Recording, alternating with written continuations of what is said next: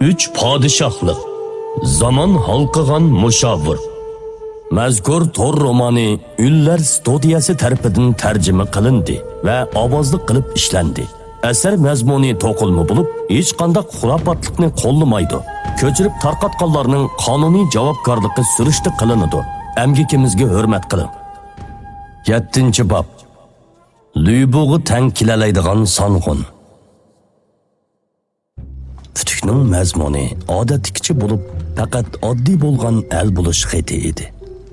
Diyanmo, hatta Tian familiyalikka foyda ziyon munosabatini tushuntirib, Lübu jangda mag'lub bo'lgandan keyin baliq darvozasini taqab, uni kirgizmaslikka undigan edi. Tian yedigan bu soltak, xuddi chashqandek qo'rqinchoq odam.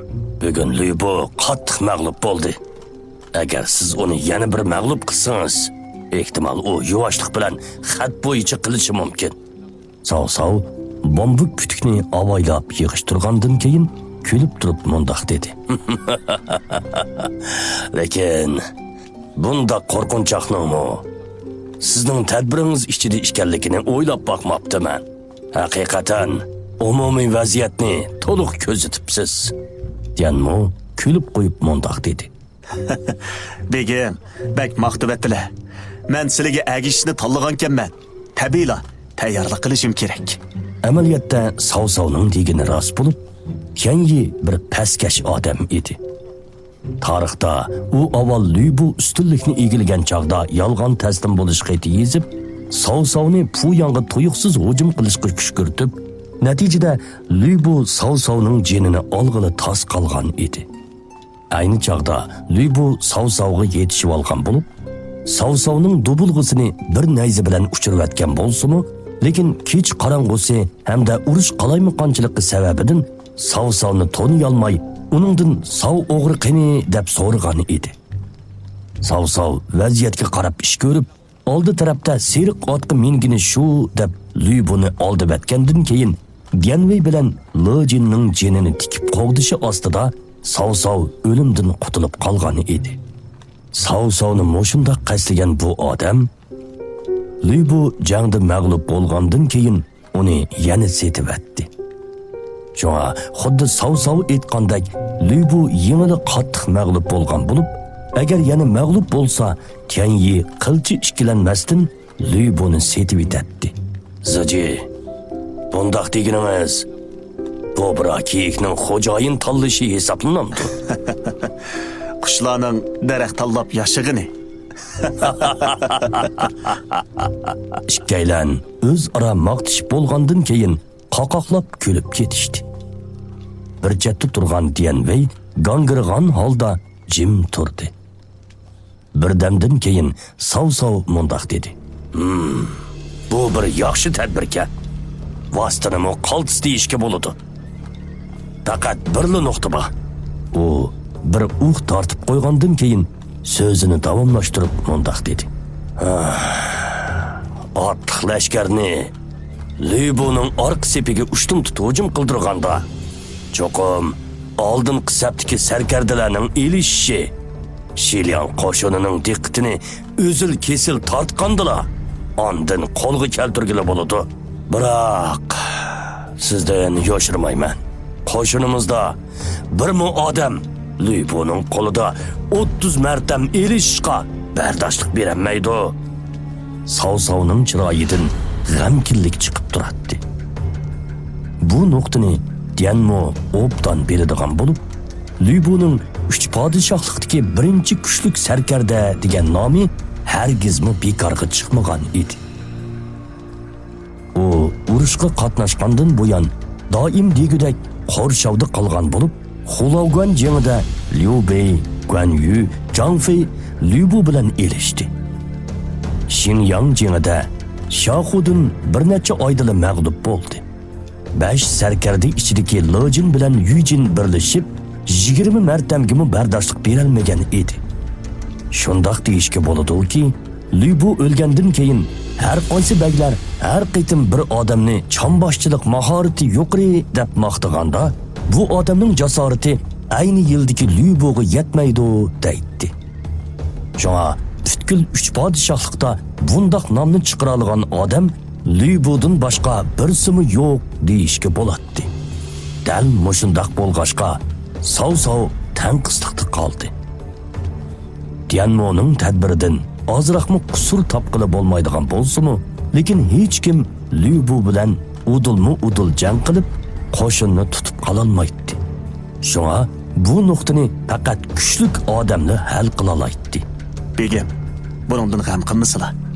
Men bunga tayyorlik qilib qo'ydim. Vaqti kelganda bir odam jang maydonida paydo bo'lib, Lübuga taqobil turdi. Kim? Savning ko'zlari chakchiyib, hayronlikdan o'zini tutib ololmay o'rnidan turdi. Sav agar rostilla mushundaq kuchtingir shaxs bo'lsa, Dianmo bilan bir adib, bir alam bo'lib, men ajdarhoning ikki qanoti bo'lgan bo'ladi deb o'yladi. Lekin Sav bu o'yini tezda inkor qildi. Chunki uning tonishida faqat ikki odamlar Lübuga taqobil tura oladigan bo'lib, ular Guanyu bilan Zhang Fei edi. Ammo hozir ular Lübega agishib Shijuni igilashning amalini qilyotdi. Dianmo bevosita javob bermay, aksicha mundaq deb so'radi. Begim, menga ishonamsiz? Sav nihoyatda ishonch bilan mundaq dedi. Albatta. Agar siz bo'lmagan bo'lsangiz, bugun qandoqmi g'alaba qila oldik? Ma'qul. Amisi janoblari, mening deganim bo'yicha o'rinlashtiring. Vaqti kelganda Lübu bilan elisha oladiganlar jang maydonida paydo bo'ladi. Agar boshqalar shundoq degan bo'lsa, Sav buningga ishonmaydi. Lekin Dianmo bundaq degachga u shartsizla ishondi.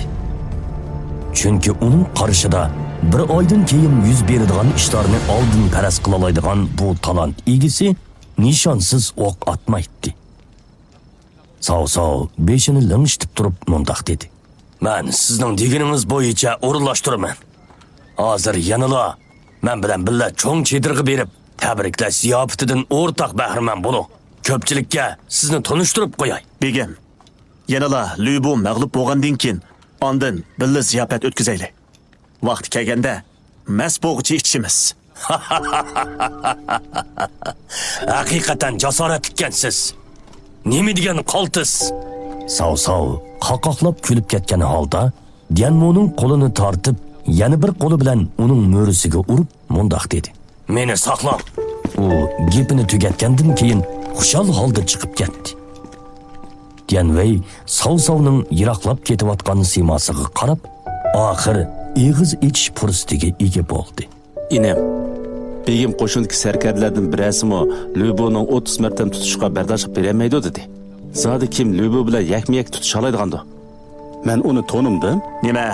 Qo'lingiz qichishib ketdimi? Lübu qo'shin tortib kelganda uning bilan kuchsinish baqamsiz. Dianwei beshini darhol chayqab mundaq dedi. Yo'q, xohlamayman.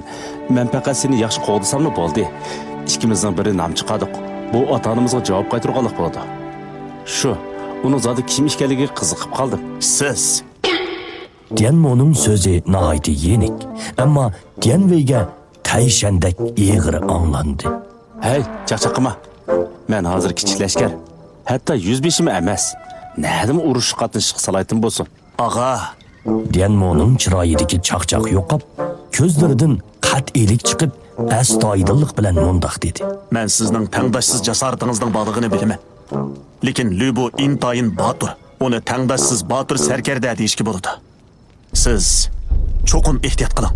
Dianwei Dianmoning chaqchaq qilmaganligini ko'rib, uning Savni o'zini jangga chiqishga ko'ndirishga cho'qim amali borligini bildi. Shu hamon u badanidagi issiq qonning o'rkashlayotganligini his qildi. Amaliyotda Dianwei xeyli burunla jang maydonida jasoratini namoyon qilg'usi bor bo'lib, lekin lashkariy o'tug'at cheklimasi tufaylidan u buyruqqa bo'ysunadigan lashkar bo'lib, o'zini namoyon qilish fursatiga erisholmagan edi. Hozir inisi oxiri o'zi uchun bir qitim fursat tepib bermoqchi bo'ldi. U faqat mushuni o'ylab ixtiyorsiz kulib ketdi. Ag'a, mening faqat siz birli tuqqanim bor. Menga cho'qim ehtiyot qilaman deb va'da bering. Shuncha cho'ntirib, yana kichik boladek nima qilasan? Og'angga ishonmamsan? U kelishga jur'at qila olsa, men cho'qim uni urib, boshqalar to'niyamog'da qilib o'taman.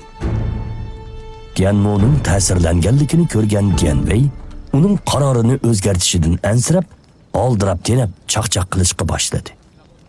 Dianmo ko'p gap qilmadi. Ansirmayman deyish o'zini oldig'anlik bo'lib, Dian Wei'ning yuzlangani 3 podshohlik davridagi eng kuchli sarkarda Lü Bu edi. Dian Wei'ning Lü Bu bilan bo'lgan urushi agar boshqalar bo'lgan bo'lsa, bu jangga cheksiz taqozo bo'ladi. Ammo uning ko'z oldida kichkidan tortib uning holidan xabar olgan o'z og'izi bo'lib, Dianmo azaldan bundoq jiddiylashib baxmagan edi. Baxtga yarasha bu hayot mamotlik elish emas bo'lib, faqat vaqt to'g'ri kelsa 100 martam ichida Lü Bu'ning orqa sepiga tuyuqsiz hujum qilg'ili bo'ladigan bo'lib, faqat o'ngishliq bo'lsa Lü Bu cho'qim jiddiylashib ketadi.